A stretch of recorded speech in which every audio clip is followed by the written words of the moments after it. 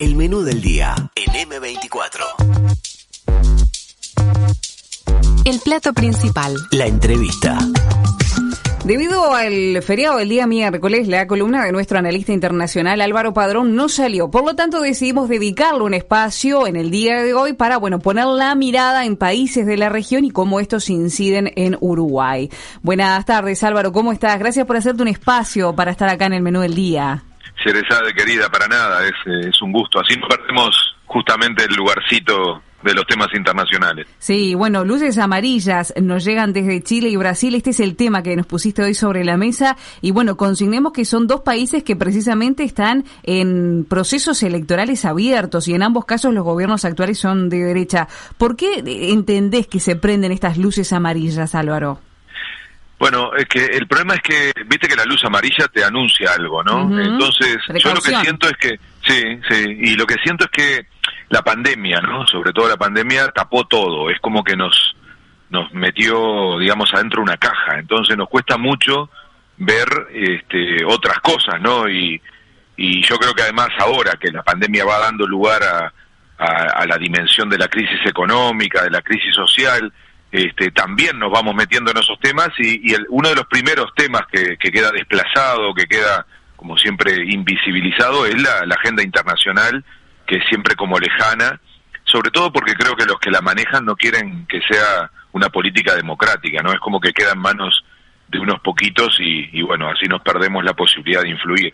Y eso nos impide también ver experiencias y situaciones de las que podemos aprender, pero sobre todo que nos van a influir mucho, y yo quiero poner ahora el ejemplo de dos países que son muy cercanos y que van a influir muchísimo en nuestra situación. No estoy hablando de algo abstracto, ¿no? De Afganistán, de que es muy interesante también hablar, sino de dos países muy cercanos, ¿no? Y yo digo luz amarilla porque nos tiene que llamar a la alerta, ¿no? Es como cuidado, porque después viene la luz roja, ¿no? Y empiezo por Chile. Hace tiempo que no hablamos de Chile, ¿no? Hace tiempo que no se ve a Chile en las noticias. Y sin embargo está frente a desafíos enormes, ¿no? ¿Se acuerdan los estallidos sociales del 2019? Sí. En noviembre Chile tiene elecciones presidenciales, o sea, dentro de 3 meses. Y el año próximo, a principios del año, tiene la reforma constitucional. Va a ser la oportunidad de que Chile se saque de encima de una vez por todas a Pinochet. Van a decir que estoy un poco loco, ¿no? Pinochet está muerto, pero sigue presente, porque la constitución que hoy rige a Chile sigue siendo la constitución de Pinochet, de la dictadura. Uh-huh. Pero también se van a poder sacar de arriba a Piñera, que es el presidente actual, que es el responsable de los estallidos sociales, es el responsable de que Chile, sin ser un país pobre, sea uno de los más desiguales de América Latina. O sea, Piñera gobierna para los ricos. Entonces, la sociedad chilena dijo basta con los estallidos sociales y por eso va a ser una oportunidad la elección y la reforma constitucional. Pero, y acá viene el pero, con puntos suspensivos, la luz amarilla. ¿Saben cuál es la luz amarilla? La división de la izquierda. Para la elección de noviembre, o sea, dentro de 3 meses, la derecha va unida, con un solo candidato, elegido por Piñera. O sea, la continuidad de eso que la sociedad chilena dijo basta. ¿Saben cómo va la oposición de los sectores de la izquierda y progresista? Con 5 candidatos, 4 hombres y una mujer. O sea, van divididos. Por eso yo digo, el colmo, lo increíble, es que esta división le permita a la derecha, que hoy no representa más del 15% de la sociedad, ese es el apoyo que hoy tiene Piñera en la sociedad y por lo tanto el candidato que él eligió, termine ganando las elecciones. Sería increíble, sería un desastre, una enorme responsabilidad de quienes no son capaces de crear procesos de unidad. Yo les pido que por un minuto, y por lo menos yo lo sentiría así, y creo que la mayoría de la gente aquí también, ¿no? La frustración que podría de alguna manera producirse cuando uno, en una enorme mayoría de la sociedad, tiene una idea, tiene un sentido, tiene una disposición de que algo cambie y termine no cambiando porque no hubo condiciones de generar un proceso de unidad. Bueno, no estoy hablando de ciencia ficción. Primero, esto ya está pasando, se terminó estos días de hacer precisamente la presentación de lista, pero además fue lo que pasó en Ecuador. había 3 candidatos en Ecuador después de un estallido social. Uno era de derecha y 2 de izquierda. Cada uno tenía 1/3 del electorado, o sea que 2/3 de la población estaban dispuestos a cambiar, a instalar un gobierno progresista del campo popular. Bueno, la división no lo permitió y le dio lugar a que Guillermo Lasso, un ex banquero de derecha neoliberal, ganara las elecciones. Ese es el costo de la división. Y yo creo que ahí está la primera luz amarilla. Uh-huh. Bueno, después está Brasil, porque, bueno, Chile recién decías, ahora en noviembre, el 21 específicamente van a ser las elecciones, pero Brasil, sus elecciones son en octubre del año que viene, pero más allá de eso, da la impresión de que ya está en campaña electoral, que ya comenzó. ¿Dónde ves ahí la luz amarilla que está encendida? Y te digo que esa luz amarilla estaba cada vez más cerca del rojo, ¿no? Porque esa alerta, esa alarma, en Brasil se llama Bolsonaro. Para dar una idea clara de lo que quiero plantear, ¿no? Bolsonaro se está mirando en el espejo de Trump. O sea, seguro no soy alguien que pueda decir esto, pero estoy seguro que él soñaría con ser una especie de Trump, ¿no? Tan es así que Bolsonaro dijo en la elección de Estados Unidos: voy a ser el primero en felicitar a Trump cuando sea reelecto. Por suerte se equivocó, ¿no? Pero ¿saben lo que hizo después, no? Fue el último país del mundo en reconocer el triunfo de Biden. Esto demuestra el perfil de este personaje, que ahora, siguiendo el ejemplo, mirándose en el espejo de Trump, está aplicando la misma fórmula que su amigo. Es casi idéntico. Me puse a estudiar esto los otros días, impresiona cómo va siguiendo paso a paso lo mismo que hizo Trump. Y yo vuelvo a conectar con una columna, no sé si te acordás, Yerezada, que hicimos, que era "La derecha no sabe perder". Sí. Entonces, siendo un presidente en ejercicio, Bolsonaro gobierna Brasil, tiene todos los resortes del poder, igual que Trump en su momento, genera dudas sobre el proceso electoral y anuncia un fraude. Los dos hicieron lo mismo. Empezaron generando dudas sobre el proceso electoral y empezaron luego a anunciar un fraude. Repito, siendo presidentes, no son la oposición. Bueno, en este caso, Bolsonaro da un paso más que Trump y dice algo que hay que poner atención.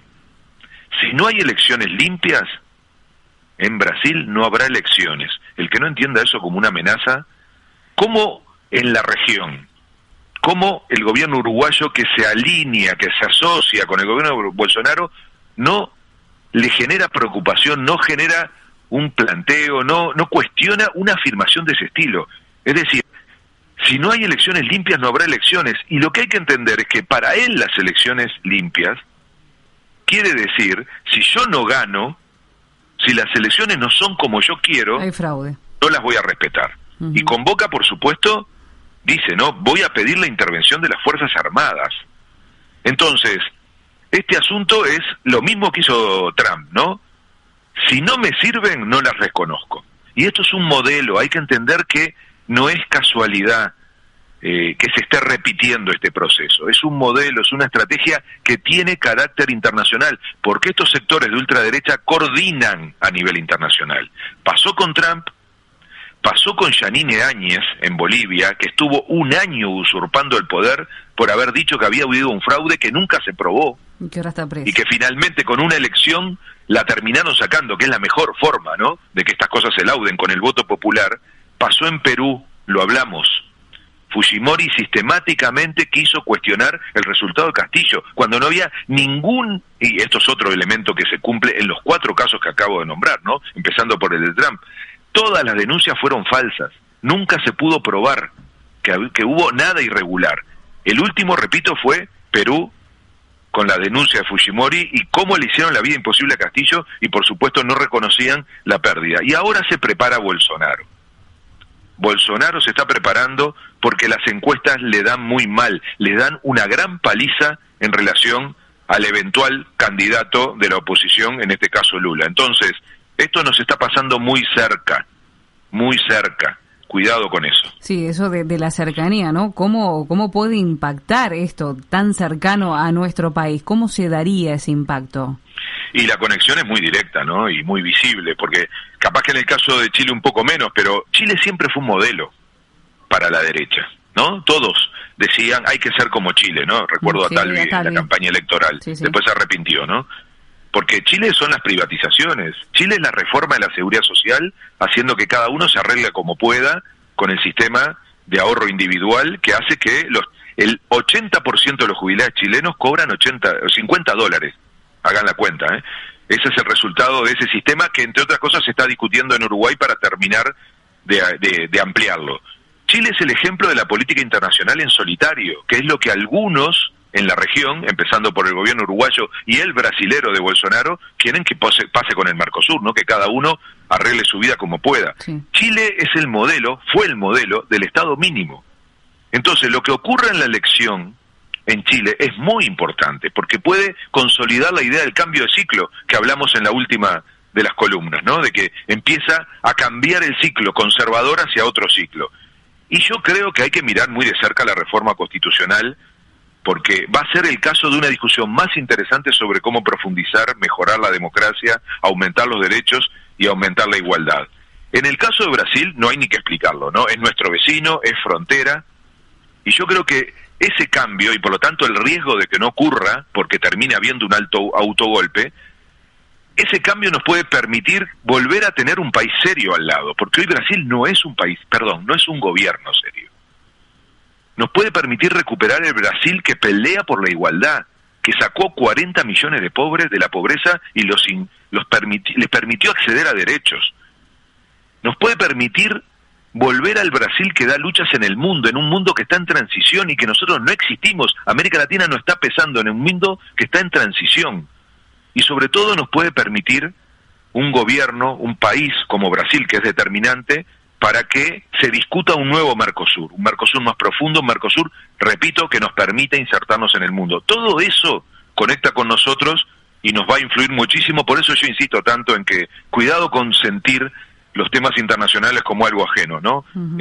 Seguro que estos temas nos van a acompañar, sobre todo el proceso brasilero, ni en ajeno los próximos ni 12 lejano, meses. ¿no? Ni ajeno ni ¿Cómo? Que ni ajeno ni lejano. No, en este caso ninguna de las dos cosas, ¿no? Yo insisto bastante que también otros procesos, aunque lejanos, nos deberían importar, pero aquí nos rompe los ojos la cercanía, la vecindad y sobre todo la necesidad de aprender de esas cosas, de poner las barbas en remojo, ¿no? Porque algunos de estos asuntos peligrosos, de estas luces amarillas que quise plantear hoy, empiezan a verse también en Uruguay, y es un error eso de creernos vacunados contra este tipo de prácticas, sobre todo la que utiliza la ultraderecha, que bueno, también la tenemos en Uruguay, ¿eh?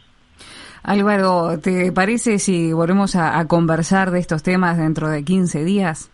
Claro que sí. Te agradezco haberte hecho un lugarcito para un día viernes. Nuestras columnas generalmente son los miércoles, pero bueno, queríamos dejar este tema instalado que hay que ponerle el ojo justamente. Volveremos un día de miércoles con Alejandra, que lo titula siempre así. Exactamente, así es. Que fuerte abrazo a todas y a todos. Otro, Álvaro, buen fin de semana. 97.9 FM Montevideo. 102.5 FM Maldonado.